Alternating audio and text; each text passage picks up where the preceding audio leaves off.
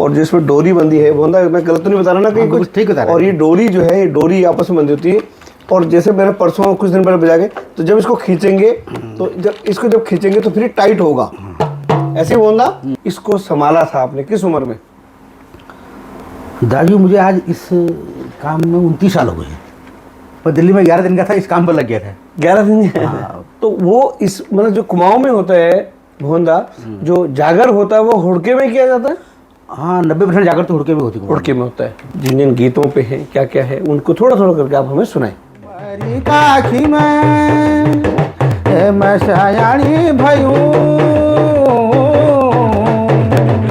साथियों नमस्कार, मेरा नाम विनोद बछेटी है और मैं आज आपके सामने एक परिचय करा रहा हूँ। आपका नाम है भुवन रावत, हम इनको प्यार से भुवनदा कहते हैं।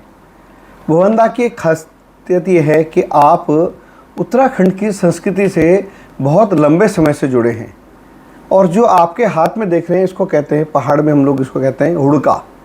डमरू से थोड़ा बड़े शेप का है, लेकिन उत्तराखंड में जौनसार जो अपना जो कुमाऊं क्षेत्र है, वहाँ पर हुड़के के बिना कोई भी सांस्कृतिक कार्यक्रम हो, कोई भी जागर हो, कोई भी हमारी संस्कृति से जुड़ा कार्यक्रम है, अगर हुड़का नहीं है तो कहीं ना कहीं कुछ ना कुछ अधूरा रह जाता है। हुड़का उत्तराखंड में बहुत मतलब इतिहास में हुड़के का जो नाम है वो साथ में चलता हुआ रहा है।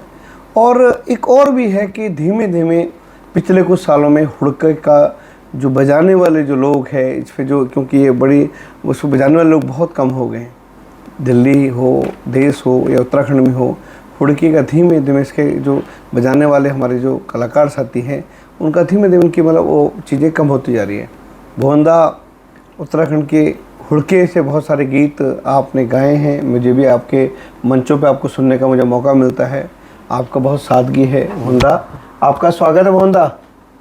और भुवनदा बहुत सिंपल और साधारण आदमी है, बहुत ही सिंपल है, मेरे अच्छे साथी हैं, मेरे मित्र हैं और संस्कृति से जुड़े हुए बहुत सारे विषयों में मैं उनसे चीज़ों को सीखता हूँ। और ये परिचय केवल इसलिए है आज की भुवनदा की सादगी है। और भुवनदा हमारे उत्तराखंड के वाद्यों पर एक लंबे समय से काम कर रहे हैं।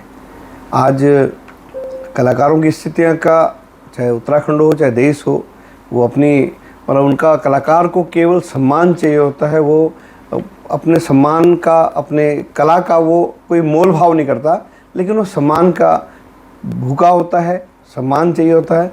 उसी तरह भुवनदा को हम जब भी बुलाते हैं भुवनदा आ जाता है। भुवनदा, ये जो हुड़का है बेसिकली ये लकड़ी का बना होता है और ये जो खाल है, जो हमारे बकरे की जो स्टमक जो हमारे है उसकी खाल होती है, उसको सुखा के बनाया जाता है।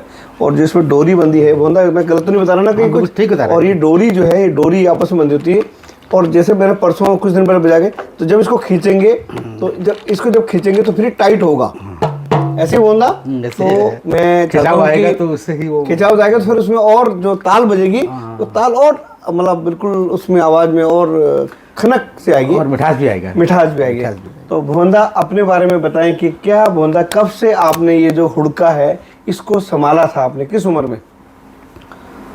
दाजू मुझे आज इस काम में 29 साल हो गए हैं, मतलब पूरे 30 साल हैं? 29 साल हो गए। बहुत अच्छा। मैंने नौकरी भी नहीं की, पर दिल्ली में 11 दिन का था, इस काम पर लग गया था 11 दिन। सब पिताजी बजाते थे क्या? कैसे? नहीं, दिल्ली में मैं भारतीय कला केंद्र के प्रोफेसर, पुराने डायरेक्टर वही थे मोहन उप्रेती जी। फिर बाद में मोहन उप्रेती जी, मैंने उनका मोहन उप्रेती जी का जो जिक्र किया भुवनदा ने। मोहन उप्रेती जी हमारे रंगमंच के बहुत बड़े मतलब के बड़ा व्यक्तित्व था। और जब भी रंगमंच का या उत्तराखंड के रंगमंच का नाम आएगा तो आदरणीय मोहन उप्रेती जी का नाम हमेशा बड़ा सम्मानित से लिया जाएगा। हाँ, तो आपने 29 साल हो गए आपको हुड़का जी। हाँ, तो सर उस दिन मोहन जी रिटायर हो चुके थे। जैसे मेरे उनके साथ 1-2 साल ही रहा, फिर उसके बाद उनका देहांत हो गया। तो जो उनके द्वारा जो संस्थापित संस्था है पर्वती कला केंद्र, उसमें मैंने काम किया। तो और उनसे मेरी मुलाकात अल्मोड़े और एमडी इंटर कॉलेज में हुई थी। वहाँ मैं रेडियो गाने आया था, तब मैं 10 में पढ़ता था, तो तब से मैं गा रहा हूँ। 29 वर्ष हो गए हैं। हुड़का मैंने बाद में सीखा है, पहले गाने में ही था, तो मंडी हाउस आके हुड़का सीखा, उन लोगों के साथ ही सीखा जो हमारे केंद्र पुराने कलाकार हैं। फिर सर आप लोगों ने मुझे कलाकार तो बना ही दिया है और अभी निरंतर कर ही रहा हूँ उस काम को। ये जो नाली होती है हुड़के की, ये खिन की लकड़ी की होती है। फिर कोई इमारती लकड़ी नहीं होती पहाड़ में, जी। टेढ़ी मेढ़ी पेड़ होते हैं इसके, हाँ, हाँ। बस सीधी तो होती नहीं है। हाँ। पर अगर 2-4 फीट भी सीधा मिल गया तो बहुत बड़ी बात है। उसमें छांटना होता है, फिर इसको रामे से खोपा जाता है अच्छा। लकड़ी, और या फिर ये चुनियारे होते हैं, पानी चक्की जैसा एक पानी के उसमें भी लगता था पहले, अब तो ये खराती आगे फर्नीचर वाले ये कर रहे हैं इस काम को, वो कोर दे रहे हैं उसको, लेकिन वो रामे से ही करते थे पहले। ये रामे का बना है, ये वाला बड़ी नाक से बनाया मैंने, और इसमें समय भी लगता है, और वो लकड़ी खोपने में अच्छी होती है, कच्ची होती है अंदर से ना, वो निकल जाता है और हल्की होती है। और ये जो इसमें मैंने जो कहा, ये बकरे का आमाशय है, पेट है, स्टमक जो होता है उसको छील कर, हाँ। बहुत टेक्निक है, मैं तो जानता भी नहीं ज़्यादा इसको, हाँ। लेकिन मैं देखता हूँ बनाने वालों को, हाँ। वो बहुत एक टेक्निक है अपने आप में। हाँ। मैंने भी कोशिश की, लेकिन वो ताल नहीं आती उतनी, कभी कभी बनाता हूँ लेकिन मेरे से नहीं बनता उस ढंग का, मैं फिर दूसरे से सहयोग लेता हूँ। और ये लकड़ी गोल, ये कुनियाल कहते हैं इसको, बुनियाद। इस पर फिट किया जाता है। इसमें 1 2 3 4 5 6, अगर ज़्यादा चौड़ा हो तो 8 भी हो सकते हैं। वो 6 का जैसे प्रमाण है। हम लोग अपने गीत संगीत में तो इसका इस्तेमाल होता है हुड़के का, बिल्कुल। लेकिन जो अपना जो है कि जैसे हमारे पहाड़ की जो हम क्योंकि देवभूमि है, तो जो हमारे जो जब भी जागर होता है तो क्या जैसे गढ़वाल में डौर थाली, कुमाऊं में जो डौर होता है, डौर मतलब थोड़ा सा ये तो अंदर से, लेकिन डौर गोल सा होता है, ढोल का छोटा रूप होता है, डंडे और से डौर अलग थाली, होता है। हाँ। तो वो इस मतलब जो कुमाऊं में होता है भोंदा, जो जागर होता है वो हुड़के में किया जाता है। हाँ, 90% जाकर तो हुड़के में होती है, हुड़के में होता है। ढोल में भी होती है, लेकिन पर ढोल में कम, हुड़के में ज़्यादा होती है। हाँ, हाँ। जो गायन शैली के हिसाब से जो लयबद्ध है, हुड़के पे होगी। जी जी। बाकी ढोल सागर तो खैर बड़ा सागर है, तो ढोल में भी होती है, ऐसा नहीं कि अधिकतर जागरण इसी में होती है, जो गायकी में होती है। भोंदा, मैं एक निवेदन करना चाहता हूँ, हमारे जो साथी है जो उत्तराखंड से प्यार करते हैं, उत्तराखंड की संस्कृति को समझना चाहते हैं, सीखना चाहते हैं, मेरा निवेदन है कि कुछ चीज़ों को आप थोड़ा थोड़ा करके सुनाएं, ताकि आपके देखिए सारे आपके जो जिन गीतों पे हैं क्या क्या है उनको थोड़ा थोड़ा करके आप हमें सुनाएं। बल्कि बफौर, ट्रमोल, मालूशाही इत्यादि ये सब चीज़ें गाथाएँ इसी में गाई जाती हैं। अच्छा, जो हमारी जो दंत कथाएँ जो है हमारी पहाड़ की। अच्छा, ठीक है। रामी के भी कई गाने इसमें गाए हैं। गौरी रामणी, हाँ, मैंने गा रखे हैं, बकायदा थिएटर में भी गा रखे हैं, हाँ। वैसे भी गा रखे हैं, मगर बहुत सारी चीज़ें इन्होंने गाया थी। अब थिएटर तो लोगों ने स्क्रिप्ट लिख दी है, तो हिंदी में आ गई ना, जी। तो मूल यही होता है, तो वो हमें बुलाते हैं उस टाइम पर। ठीक है जी। तो सर 2 शब्द मालूशाही से शुरू कर देता हूँ। जी। पुरानी लोग दो सच्ची घटना है वहाँ की, प्रेम गाथा है। मालूशाही जो है वो क्या एक प्रेम गाथा है? बिल्कुल प्रेम गाथा है, एक प्रेम गाथा है, प्रेम गाथा, सच्ची प्रेम गाथा, कोई बनावटी नहीं है।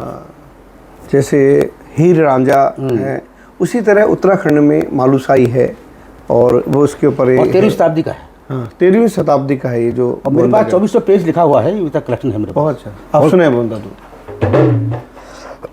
इसकी उठान न्योली से होती है। जी। हाँ, ये बेलियाँ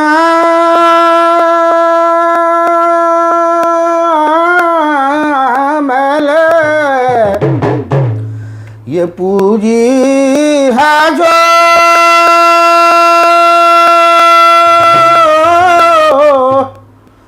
ये भैंसी को बाधाना आवाज ये कारे गे रगे छो रंगली बेराढ़ा रमा ओ कारे गे सो क्याणा अब जुली है भला मेरा बजू छे मोहिला, जुली है भला मेरा बजू छे मोहिला, तुम्हारी काखी में मैं सयानी भयूं, जुली है भला मेरा बजू छे मोहिला, जुली है भला मेरा बजू छे मोहिला, तुम्हारी काखी में मैं सयानी भयूं। सुनो सुनो मेरा बजू यही एक ही बात, सुनो सुनो मेरा बजू यही एक ही बात, तुम्हारा जागरे मैं नगरा देखी लो हो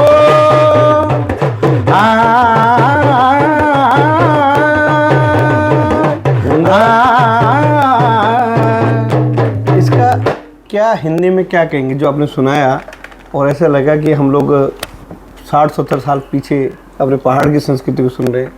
सुनने में तो बहुत अच्छा लगा बोंदा, लेकिन जो शब्द है इन शब्दों के लिए बहुत ज़्यादा ज्ञान अर्जित करने की ज़रूरत है। तो इन शब्दों में क्या था बोंदा, बताएं। दरअसल साहब वो उस वक्त वो वीरांगना वहाँ से गेवाड़ आती है। अच्छा। गेवाड़ नगर माने राज्य, हाँ। हिंदी का ही शब्द है, हमारे गायकी में संस्कृति मिल जाएगी आपको। हाँ। तो गेवाड़ जो चकुटिया, उत्तराखंड में जो बेसिकली जो वहाँ की भाषाओं के बाद अगर कोई दूसरी भाषा है तो वहाँ उर्दू, मतलब सॉरी उर्दू में समझ आता हूँ, संस्कृत जो हमारे उत्तराखंड में जो दूसरी भाषा है मतलब वो है वहाँ की संस्कृत भाषा में। बहुत सारे आज भी संस्कृत में बहुत सारे गीत है जो भोंदा ने बहा, उसमें बहुत सारे गीत आपको संस्कृत के मिलेंगे, बहुत सारे शब्द हैं। तो मतलब क्या था इस गीत का, तो सर कम शब्दों में बताएंगे। कतूर सम्राट धीराज मालूशाही गेवाड़ के राजा थे, प्रतापी पुत्र थे दाऊदुल्ला शाही के। तो युवराज का विवाह की बात थी, तो आदिकाल में हरिद्वार या बागेश्वर कहीं गंगा स्नान में उनके माँ बाप की भेंट होती है। अच्छा। कि रानी के पेट में पिठा लगा दिया गया कि आपकी बेटी होगी तो हम अपने बेटे का विवाह आपकी बेटी से कर देंगे। अच्छा। तो भूटान से, इसको आप भूट कहते हैं। हाँ। सुनपति शौक उस जमाने का अंबानी था वो। अच्छा। इतना बड़ा व्यापारी, तो हमारे यहाँ रुई और नमक बेचना आता था। हाँ। तो वो भी निसंतान दंपति थे। अच्छा। और ये भी यहाँ से नहाने गए थे वहाँ। अच्छा। मनौती मांगने गए थे मतलब। तो होना होगा इस बात को, लेकिन वो बेईमानी करने लगे बाद में सुनपति शौक। अच्छा। वो नहीं मानता था बाद में, अपने वचनबद्ध नहीं था ना। अब इसमें पाठ्यांतर है, कुछ गायकों ने कुछ कहा है, किसने कुछ कहा है, अंतर है। तो उनकी माँ जो गाँवनी शौकान थी वो हर साल वो गेवाड़ आते थे ना पंचमी के मेले में सामान बेचने के लिए। तो बेटी ने कहा मैं पापा आपके साथ चलती हूँ, अपने पिताजी को बोला। तो माँ नहीं चाहती थी कि ये जाएगी करके वहाँ, लेकिन बाप ने उनको उसने अपने बाप को, पिताजी को मतलब मना लिया कि वहाँ जाएंगे और मेले में देख आए और मालूशाही के दर्शन करके आएंगे, अगर है कौन सी मालूशाही। तो वो तब उसने कहा कि इजुली है, इजुली माने ईजा को बोला, अपनी मदर को बोला है, इजुली है भाला मेरा बौजू छे मोहिला, बौजू माने पिताजी।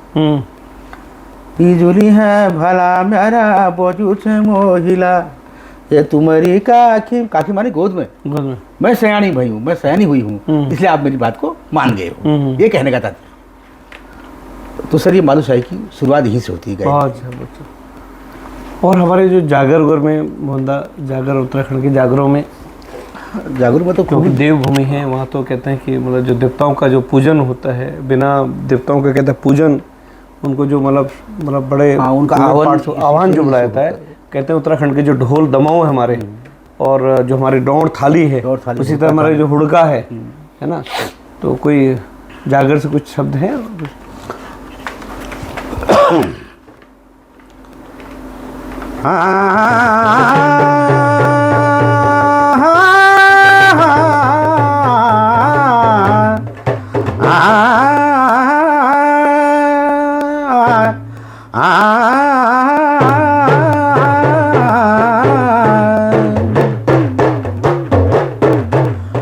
ये रजा धौली धुआं कोट में गड़ी चंपावत में रजा गोरिया राजवंशी, अब तुम्हारा डनो ताना राया।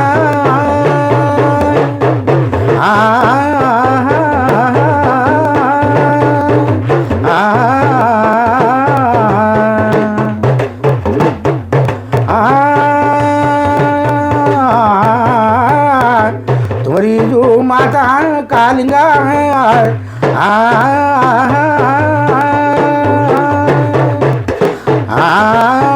राजवंशी गोरिया धौली धुमाट को कोट में चंपावत में जन्म लियो छो, ये भाना देवर तो गणा माँ काली गोरी नदी माँ।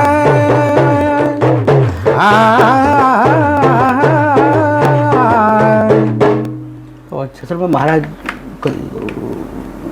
हमारे गुलजी देवता जब इनका जन्म हुआ था। हाँ, गुलजी देवता का, हाँ, इनका जब जन्म हुआ था गुलजी देवता ना अपने घर में नहीं हुआ। और जो भोंदा ने गुलजी देवता के बारे में कहा, ये हमारे इनको अगर हम आम भाषा में बोले तो एक ऐसा देवता जो न्याय का देवता माना जाता है। लोक देवता हुए हमारे। लोग कहते हैं कि भाई आपका कोर्ट कचहरी में कोई भी अगर केस चल रहा है कहीं भी, और उसके ऊपर डेट के ऊपर डेट पड़ रही है, आपको न्याय नहीं मिल पा रहा, डिसीजन नहीं हो पा रहा, तो कहते हैं उन कोर्टों की फोटोकॉपी लगा के गुलजू देवता के मंदिर में आप उनको लगा के आ जाइए। और ऐसी मान्यता है कि अगली जब डेट पड़ी, जब अगली हियरिंग होगी कोर्ट के अंदर, तो निर्णय आ जाता है। और कई बार ऐसा भी गोलजी देवता का इतना बड़ा महत्व है, कहते हैं आपके पक्ष में निर्णय आ जाता है। ऐसा गोलजी देवता के बारे में साहब मेरे सामने की बात है। ये अल्मोड़ा में है, चितई गोयल फेमस है, अल्मोड़ा के चितई गोयल में जगह रोड पर वो चिट्ठियाँ लगाई जाती है वहाँ पर। हाँ, चिट्ठियाँ मीन्स होता है, चिट्ठियाँ मीन्स होते हैं जो कोर्ट के कागजों की, तो वो बहुत स्टैम्प पेपर लगाया जाता है वहाँ पर। स्टैम्प पेपर में जो हमारे कोर्ट के कागज। आपकी बात कुछ सच है, मैं जान नहीं कर रहा हूँ। रानीखेत में नित्यानंद बुकसेलर की दुकान है, आज भी होगी शायद, मतलब 10 में पड़ता था।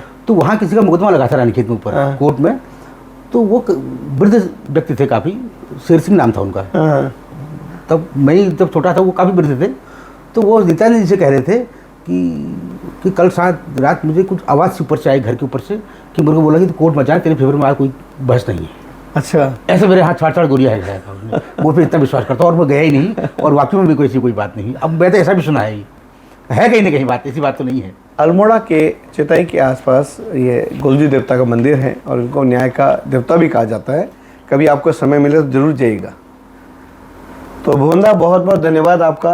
कुछ चीज़ें आपके बारे में सुननी थी, कुछ लोगों को आपके बारे में बताना था, और आप आए। हमारी शुभकामनाएं आपके साथ हैं। ये उत्तराखंड का जो वाद्य यंत्र है, इस वाद्य यंत्र को आप इसको सजो के रखें, संभाल के रखें, और आने वाली पीढ़ी को इसको ज़रूर सिखाएं, है ना, ताकि ये जो हमारा हुड़का है, ये आने वाली पीढ़ी को भी उनको पास इसके बारे में होना चाहिए। और कुछ अभी हम लोग दिल्ली एनसीआर में हर साल हम अपनी गढ़वाली कुमाऊनी भाषाएं चलाते हैं। इस बार भी हम लोग क्या है कि हमने गढ़वाली कुमाऊनी भाषाओं के साथ में अपने जो वाद्य यंत्र हैं, जैसे हुड़का हो गया, डौड़ थाली हो गई, ढोल दमाऊ हो गया, मूसक बाजा हो गया, और जितने भी हमारे पास जो वाद्य यंत्र हैं, उन सबको हम लोग इस पर बच्चों को उनके बारे में उनको बताएंगे कि नई जनरेशन ने, हमारी नई युवा पीढ़ी को उसमें जो हुड़के के बारे में वो भुवनदार बच्चों को बताएंगे। और भी हमारे वरिष्ठ कुछ साथी हैं जो अलग अलग वाद्य यंत्रों पर काम करते हैं, उन सबको हम लोग सब बुलाएंगे। तो भुवनदा, आप आए, आपके लिए बहुत बहुत शुभकामनाएं। आप निराश ना हो, हताश ना हो, और बस ये जो हमारा हुड़का, इसको करिए। लोग देखिए जीवन में आपका बहुत सम्मान करते हैं, है ना। और आप आए, बहुत बहुत धन्यवाद। धन्यवाद सर।